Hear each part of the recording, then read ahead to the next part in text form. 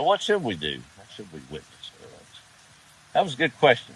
I've got a lot of friends that get in a tizzy on both sides. I got to ask, I wonder if I can find someone that gets it in a deal job. I found somebody. I'm not going to tell you their name. They're a dear, dear friend of mine. Grew up with him, in fact. He's a minister now. I'm just going to stop it right there before everybody figures it out. He's my age. And we talk along the way. And I really admire his walk. Very grounded. It's just solid. And I wonder what his timeline on Facebook looks like. So I jumped over there. I scrolled, nothing political. Scrolled, nothing condemning. Scrolled, nothing about the Olympics. Scrolled, nothing. I'm like, everything I saw on his page, and he posts something a couple of times a day, was edifying our Lord. It was good stuff in the spirit of 2 Thessalonians.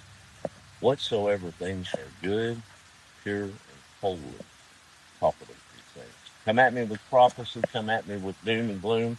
That's going to happen. Yes, sir. I believe it.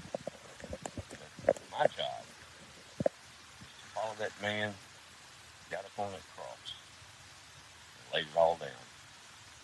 Gifts came back. He's coming back again. Could be the second. Could be in 100 years. We don't know. My job is to walk in the light he instructed us. He didn't go out condemning sinners. He showed them love. Now for me, there's neutrality is not an option. I'm firm in my beliefs, and I will remain that way, and I won't sway.